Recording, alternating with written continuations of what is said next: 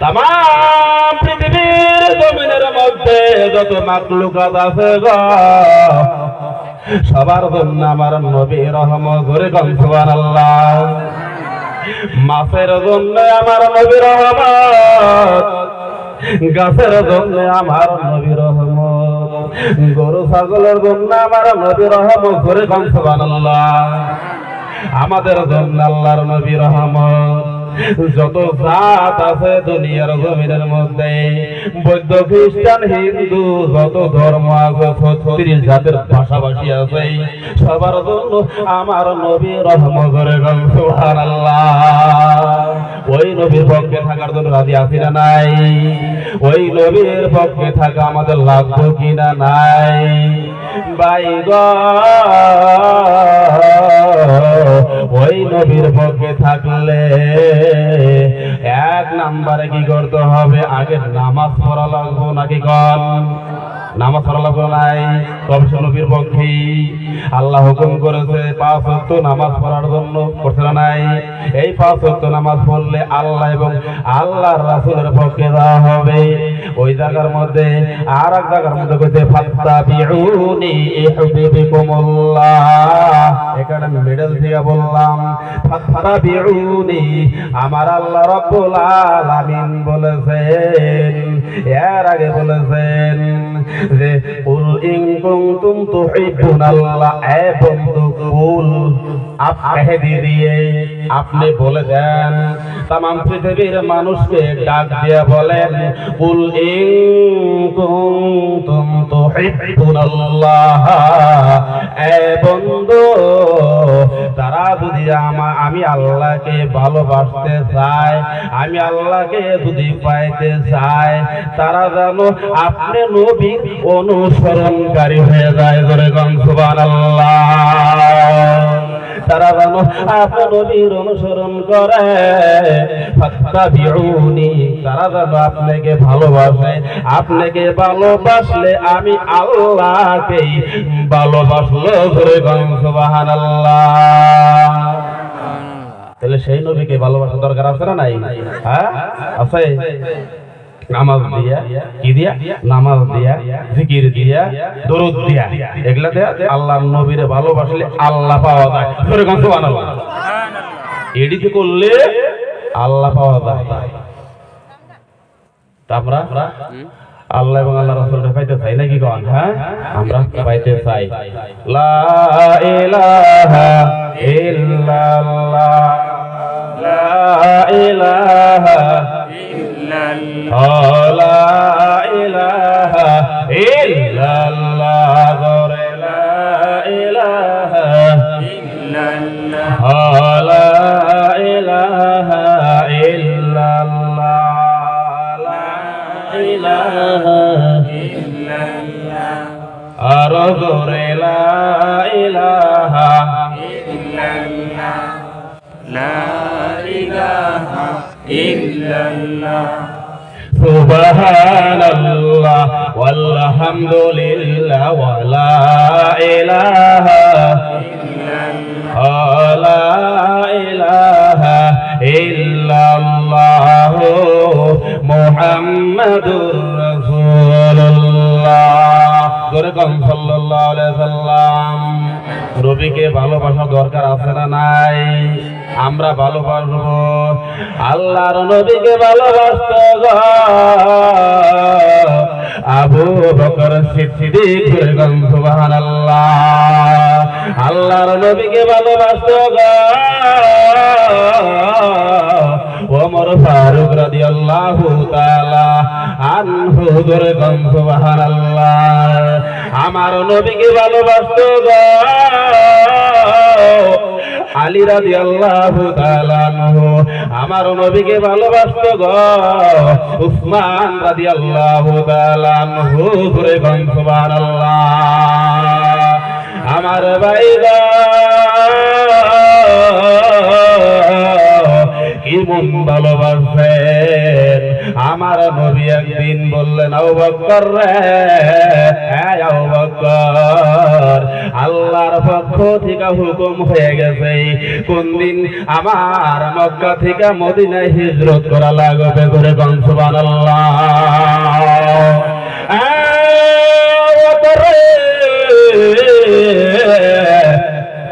এই মক্কা থেকে মদিনায় যাইতে হবে কোন দিন বান্দাই রে আজকে তোমাকে এই কথাটা আমি বলে রাখলাম কোন দিন বান্দাই আবু বকর সিদ্দিক রাদিয়াল্লাহু তাআলা যখন আমার নবী যখন এই সংবাদ দিলেন ওই দিন থেকে আবু বকর সিদ্দিক রাদিয়াল্লাহু তাআলা চিন্তায় পড়ে গেলেন আমি আমার নবী কখন আইসা আমাকে ডাক দিবে এক ডাকের পরে দুই ডাক যদি দেয় আমার নবীর কষ্ট হয়ে যাবে রে আর ওই কষ্টটা আমি আবু বকর সহ্য করতে পারবো না করে কন্যা সুবহানাল্লাহ আমি সহ্য করতে পারবো না ওই দিন থেকে ভাইরা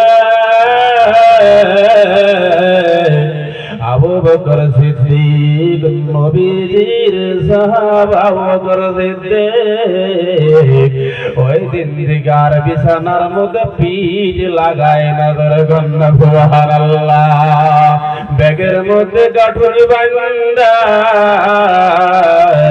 ঘরের দরজার কিনারে হেলান দিয়া ঘুম পারে ধরে গম সুবহানাল্লাহ ওই আবু বকর সিদ্দিক ওই দরজার মধ্যে দরজাটা খিল লাগাইয়া এই পিঠটার মধ্যে ব্যাগটা দিয়ে ওই সামানটা লাগাইয়া ঘুম পারে কখন বানাইছে আমার নবী ডাক দিব রে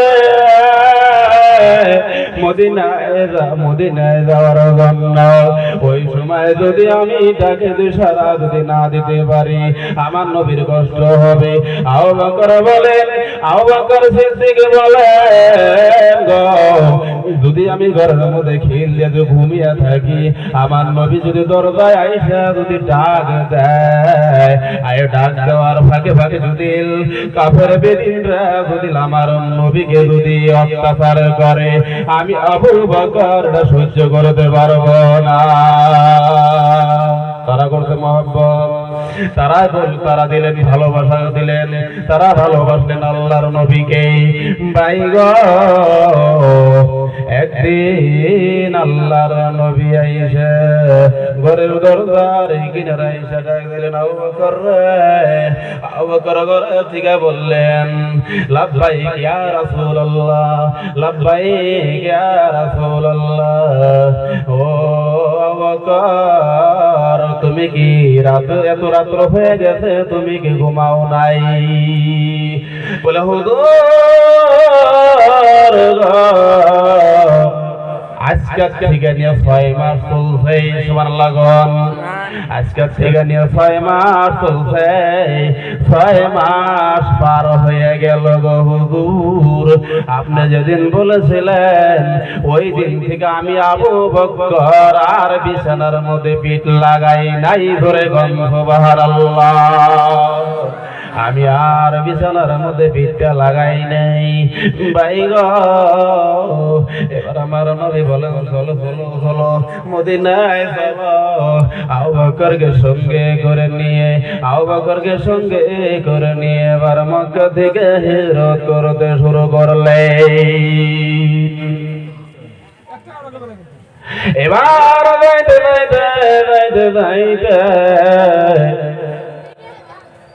ভাই গো যাইতে এমন একটা ওদের পাও ফেতনা হয়ে গেছে আবু বকরের পাও গুলো বিষ করে এইবার বলতে হুজুর গো অল্প একটু আমরা আরাম করি এই আরাম করার জন্য করতে দেখে একটা গর্ত কাফের বেদিনটা তো পিছন দিকে আবু বকর আল্লাহর নবীর তাল্লাশিতে বাইর হয়ে আসবে আবু বকর কাফের জানে যে আদরের পার্সন সাহাবী আবু বকর আছে আল্লাহর নবী গেলে আবু বকরের বাড়িতে যাব থেকে পিছা করবে, পিছা করলেন, যাইতে যাইতে যাইতে যাইতে দেখে গর্ত। এদের আবু বকর সিদ্দিক বলতেছে, হুজুর গো, হুজুর, কাফেরের দল দুই দিকে দিকে আসে, তেলিতে আমাদেরকে মেরে ফেলবো। এবার কান্দে কান্দে আবু বকর কান্দে কান্দে, আমার নবী বলা, আবু বকর রে, তুমি কিসের জন্য কান্দো? তোমার কি বাড়ির কথা মনে হয়েছে নাকি? বলে না গো হুজুর, আমার বাড়ির কথা মনে হয় না। বলে বিবি বাচ্চার কথা মনে হয়েছে? বলে তাও হয়নি আমার। কেন, কি মনে হয়েছে? হুজুর গো, আমি কান্দে, যদি তারা যদি আইসা যদি আপনাকে মারে, যদি মারে, আমি আবু বকর সিদ্দিক সহ্য করতে পারবো না। ধরে গান সুবহানাল্লাহ। এবার যাইতে যাইতে একটা গর্ত পাইলেন, একটা গাতার মতন পাইলেন, ওখানে বসলেন। আবু বকর বলে, হুজুর, আপনি আমার উরুর মধ্যে বসেন। এর আগে আরো কত আছে গো, ওই গাতার মধ্যে আবু বকর সিদ্দিক আগে গেলেন, যায়া দেখে গর্ত আছে। গর্তগুলা নিজের কাপড় দিয়ে ছিঁড়ে ছিঁড়ে গর্তগুলা বন্ধ করেছিলেন। গর্তগুলা বন্ধ করতে করতে করতে করতে সমস্ত গর্ত বন্ধ হয়েছে। আর একটা গর্ত বাকি ছিল, ওই গর্ত আবু বকর সিদ্দিক বন্ধ করতে পারেন নাই। আল্লাহর নবীকে বললেন, হুজুর এখানে বসেন। আমরা বলি এটার নাম হলো, আমরা কি বলি, থোরা বলি না নাই, এর নাম থোরা, এর নাম উরু, এর নাম হলো জানু। বলছে, হুজুর আপনার এই উরুর মধ্যে বসেন। কিন্তু আবু বকর সিদ্দিক লক্ষ্য করে দেখে একটা গর্ত দেখা যায়।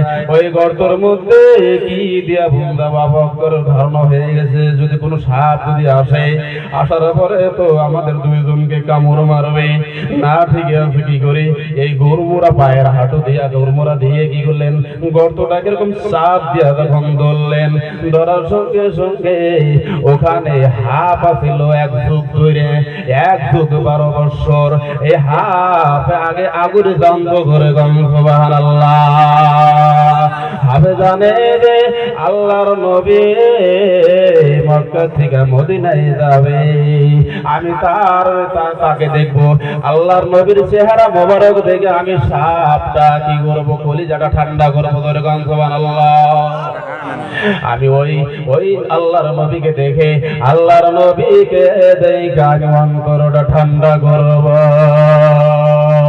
এবার পাও দিয়া যখন গর্ত যখন বলিয়া ধরলেন, ওই সাপটা আল্লাহর নবীকে দেখার জন্য দেওয়ানা পাগল হয়ে গেছে, পাগল হয়ে গেছে। এই দিক দিয়া করে গর্তর ভিতর দিয়ে করে দেখ কাপড় দিয়া আটকানো আছে, যাইতে পারে না। এবার সমস্ত গর্তগুলা ঘুরতে ঘুরতে ঘুরতে ঘুরতে একটাও যাইতে পারেন না। এবার আবু বকর সিদ্দিকের পাওয়ার মধ্যে যখন কামড় মারলেন, এখানে কামড় দিলে সে আমার কাজ হবে, তাছাড়া আমার কোনো কাজ হবে না। ওই জায়গার মধ্যে পায়ের গরু মোড়ার মধ্যে কামড় মেরে দিলেন। মাইরা দেওয়ার পরে আবু বকর সিদ্দিক রাদিয়াল্লাহু তাআলা আনহু দুইটা চোখ শরীরটা কি হইলেন, কালা হয়ে গেলেন। বিষ আছে না নাই? আছে। এবারে বিষে কি হইলেন, কালা হয়ে গেলেন। যখন কালো হয়ে গেলেন, চোখের থেকে পানি। আমার নবী এই গালের নাম হয়েছে খুতান। ধরে গম সুবহানাল্লাহ। এক ফোঁটা পানি এই গালের মধ্যে যখন পড়লেন, পানি পড়ার সঙ্গে সঙ্গে আবু বকর সিদ্দিকের গালের পানি যখন পড়লেন, আমার নবী ঘুমের ব্যবহৃত ছিলেন। তখন তাকে দেখা আবু বকর সিদ্দিক রাদিয়াল্লাহু তাআলা আনহুর চেহারা মোবারক কালো হয়ে গেছে। আমার নবী আবু বকর রে, এরকম কেন হয়েছে? হুজুর, যখন আমরা এই গর্তে বসেছি তখন থেকে আমার সাপে দংশন করে। বলে, তুমি কিসের জন্য বললা না আগে? কিসের জন্য বললা না? বলে, না না না, আমি কিসের জন্য বলবো? আপনি হাঁটতে হাঁটতে পাও বেদনা হয়ে গেছে, আপনি অল্প আরাম করে। জোরে গান সুবহানাল্লাহ। এবার আরাম করার জন্য বললো, এবার তাকে দেখি যে আবু বকর সিদ্দিক কালো হয়ে গেছে, কালো হয়ে গেছে।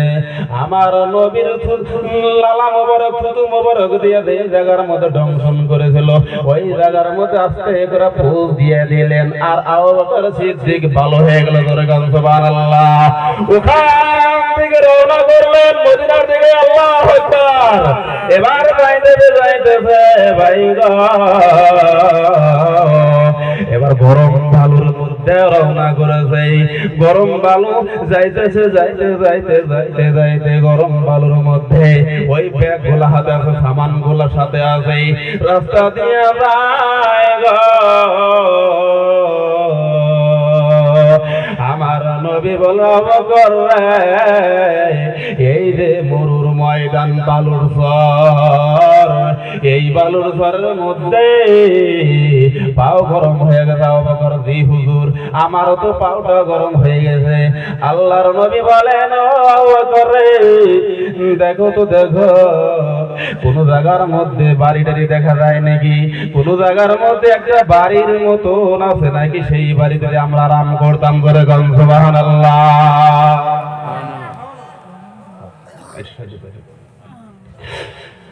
এবার কি করলেন, যাইতে যাইতে কিছু দূর যখন গেলেন গরম বালুর উপর দিয়া, গরম উত্তপ্ত বালুর মধ্যে যাইতে যাই এবার ফট করে থাম করে বলে দিলেন আবু বকর উনজুর ইলাই আমাম। সুবহানাল্লাহ। হুজুর ওই যে সম্মুখে একটা বাড়ির মতন দেখা যায়, একটা বাড়ির মতন দেখা যায়। বলে ঠিক আছে তাড়াতাড়ি চলো। আমি শর্ট বলতে হুজুর আসছে, তাড়াতাড়ি চলো ওই বাড়িতে যাই। ওই বাড়ির দিকে যখন রওনা করলেন, বেশি ভালো বাড়ি না, সোনের ঘরের মতন একটা দাফার বান্দা বেড়া দিয়ে রয়েছে। ওই জায়গার মধ্যে যখন আবু বকর সিদ্দিক আর আমার নবী যখন উঠলেন, ওইটা দেখতে বাড়ির মধ্যে কেউ আছে নাকি, সালাম দিলেন। সালাম দেওয়া কি সুন্নতের রাসূল। ধরে গান সুবহানাল্লাহ। সুন্নতের রাসূল সালাম দিলেন।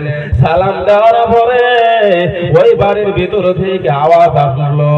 একজন মহিলা সালামের উত্তর নিলেন, জবাব ঘুরিয়ে দিলেন। বলে ও বাড়ির মালিক গো, ওই বাড়ির মধ্যে আছে উম্মে মাবাদ। ধরে গান সুবহানাল্লাহ। উম্মে মাবাদ বলতেছে কে গো, এরকম ব্যানার ফাঁক করে দেখতেছে এত সুন্দর মানুষ কই থেকে আসলো, এটা কই থেকে আসলো।